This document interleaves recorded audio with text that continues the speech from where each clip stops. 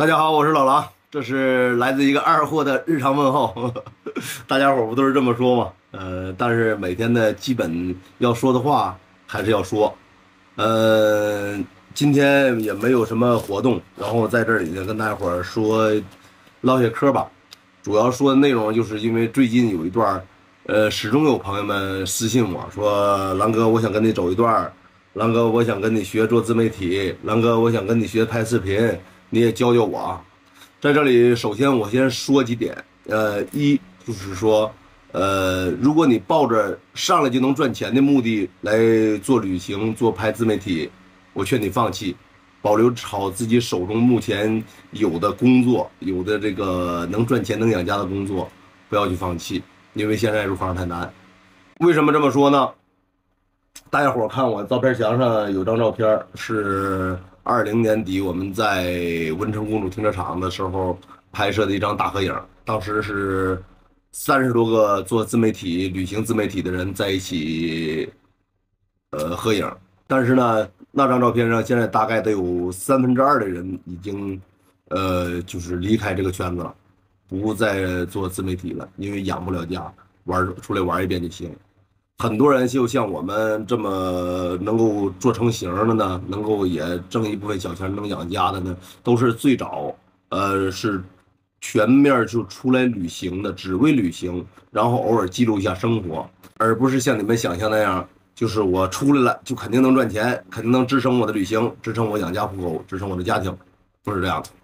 再有的，如果你真正的我家底儿时候，我有钱，我有很多钱，我能经得住我的折腾啊！我可以买设备，找助理，然后找剪辑，来完全打造我的一个自己的一个自媒体人，这样可以，我支持。就是你拿出自己的大把人力物力去打砸，前提条件是你有 money，你有足够的钱去支撑你。然后还有人问我说：“狼哥，你都用一些什么拍摄设备？”一言难尽，真的一言难尽。但是，我只能说，对刚入行的兄弟们说，你刚开始就想拍一部手机，注意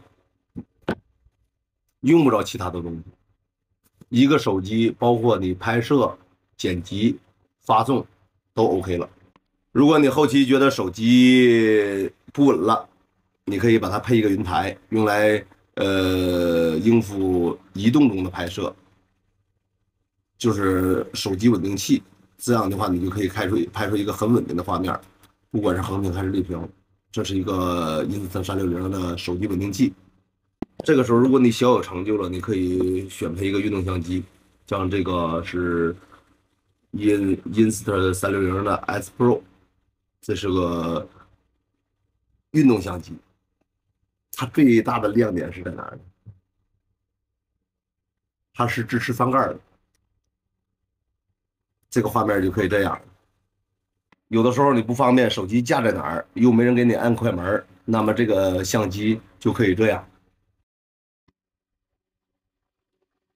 简单明了。然后当你想停的时候，再次扬起手，是不是感觉很方便？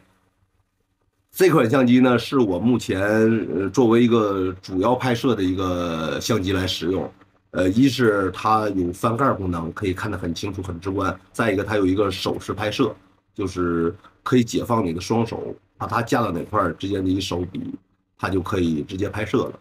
最重要的是，为什么选择它当一个主摄像呢？我来给你拍对比一下，两个视频对比一下，你就知道了。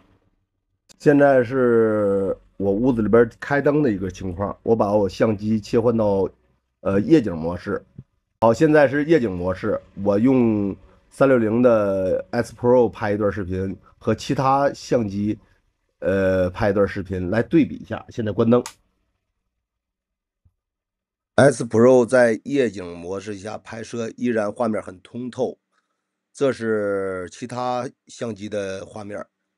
毕竟和徕卡联合研发的镜头不是浪得虚名的，两个画面一比较，立马分出高下。然后它在后期剪辑的时候呢，它还会有海量的素材，在它的 APP 里有海量的素材可以供你去下载使用。其实用起来拍摄还是很方便的。从手机过渡到云台，然后过渡到运动相机。下面有的兄弟说了，该有无人机了吧？我这款无人机建议新手先不要买，除非你很有钱那种。这个无人机是2万多块，是大疆的玉3 Pro，3镜头版本。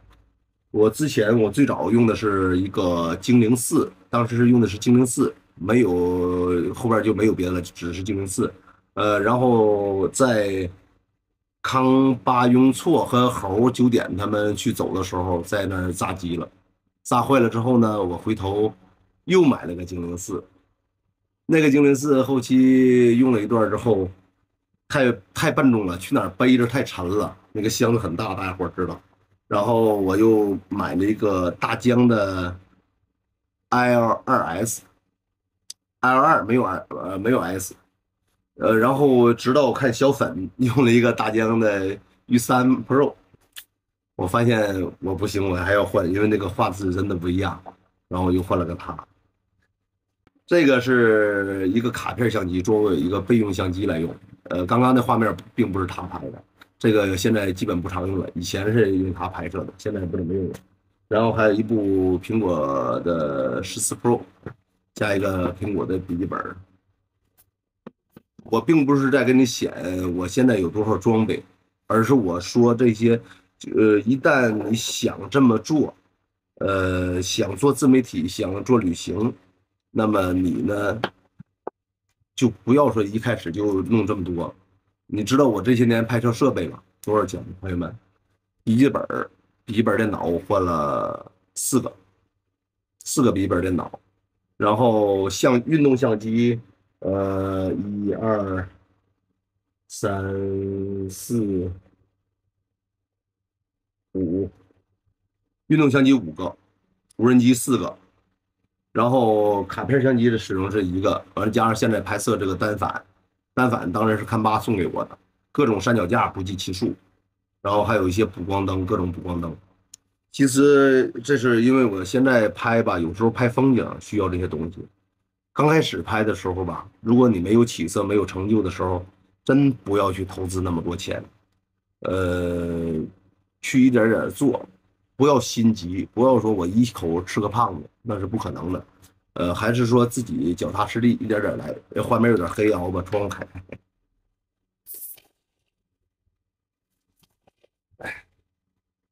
这就亮了。然后也有的朋友们跟我说啊，说狼哥，你能不能收我当徒弟？我想拜师，带着诚意来的。在这里跟大伙说啊，现在没有现在不收徒弟，然后以后也不会收徒弟。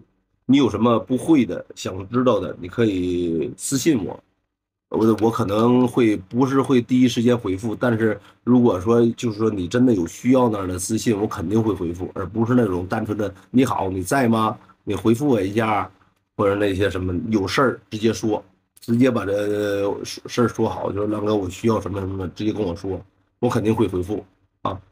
还有些人那个设置什么的，就是说人家私信我了，我私信他，私信不回去，说对方设置权限，你不能私信他。你说那你私信我干啥呀？后期还得说老狼不回复我，不是我不回复你，你自己看看你那个私信有没有设置，我回复不回去。然后就是软件方面啊，硬件就这些东西。做自媒体呢，第一次刚开始拍的是新手，我建议你就是一个手机，什么也不要弄，自己人试试能不能有自己适合不适合自己，自己能不能做这个。然后如果说你用手机拍摄之后有粉丝了，我有播放量了，我有一定的圈子能力了，那你再尝试研究买运动相机或者是单反相机、无人机这些再买。如果不能，建议你少投资，因为你后期再往出卖二手的也赔不少钱。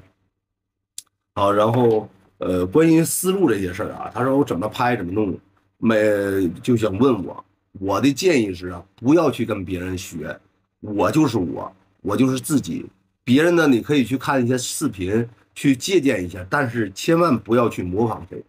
做好自己，做自己的这一条路，哪怕我拍的什么都不是，我也是拍我自己的一个思路。你去按照别人的思路拍，你永远都在模仿别人，永远不会有自己的特点。这是我的想法。我不适合所有人，但是这只是我的建议。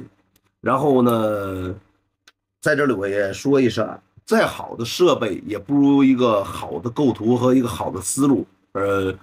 你有好的设备，你不一定能拍出好的东西来。所谓擦伤文具多，就是说真正人家拍的好的大神，一部手机，不管是风景也好啊，人文也好啊，人物也好，都拍的非常好。主要的还是内容，你有所拍摄的内容。不管是风景也好啊，说是风土人情也好，或者是路上偶遇采访啊，等等等等，有自己的思路去拍，比你的设备更重要。再有呢就是剪辑，有的人呢习惯用手机剪辑，有的人习惯用电脑剪辑。我是最早是用手机剪辑，后期呢，因为有一次我做一个视频，我不知道大伙还有没有记忆，就是说做那个翻新空压机那机，我家有我那个空压机翻新那机的素材是100多份，手机导不进去了，手机最多只能支持50个素材。后期我试下来用电脑就可以了。当然，现在电脑的剪辑软件也是五花八门的，每个平台都有自己的单独的剪辑软件。有些大神呢还是用那个 PR，PR 的功能还是要比那个其他的要强大一些。我现在目前用的是剪映，但是做出的效果可能是还照人家那些大神用 PR P 出来那个还是差很多，但是好入手。你们也可以选择每个平台都可以用每个平台的剪辑软件，其实功能都是大同小异，他们基本上都具备同样的功能。最近这个不太好做，一是好像说这个所有做自媒体的靠流量来变现的，现在基本上全部下滑了，不像以前那样，收益很高，现在收益都变低了。而且9月份，这边西瓜这边可能还会有其他一个政策，目前还不知道，就是自媒体就是拍视频的前景是什么样的，还不太清楚。所以说大家伙谨慎点吧。还有一个补充的就是什么呢？就是说，呃，电源方面啊，有的人说狼哥我也想买个户外电源，问我要买什么样的。其实我推广了很多户外电源，大伙看过。你买的时候吧，千万不要贪图便宜。现在市面上充斥很多那种便宜的那种电源，它那是两样虚标，一个是功率虚标，再一个就是电芯虚标。原本1度电的，它可能只有0.6、0.7这样，标了3度电的可能也都1度电多点2度电这样。然后它输出功率标2000瓦，它可能是只有1000瓦。我曾经推广的一些电源，你都可以去入手。它们之间呢只有外形不同，基本功能都是差不多和一些细节。毕竟他们都是一些跨国公司，有些东西都是出口的，它不只是这个东西对国内销售，对国外也是销售的。这样的话，你功率如果说虚标了，或者与实际描述不符，会被制裁的。所以说我建议你还是买这些品牌的电源，户外电源。至少用多大的呢？根据你自己使用。如果说你需要，我需要做饭，我需要那个简介充电脑，充各种设备充的多，还有烧水什么的，建议选2度电的。如果说我只是充手机，充笔记本电脑，充无人机，我也不做饭，因为做饭烧水是一个用电的大户。如果你只是充这些数码设备，那么1度电就够。如果说还有人说我只是充一个手机就行，那你就买个半度电、0.5度电、0.3度电的都够用。就这些品牌你都可以。好了，今天就唠这么多。如果说你们还有什么不同的意见或有什么不明白的，可以再私信我。我就不在这里头说的太多了，说的太多有点烦了，磨叽了。我能说的，我能知道的也都说差不多了。然后最后着重再说一句啊，不收徒弟，不收徒弟，不收徒弟，重要的事儿说3遍。拜拜。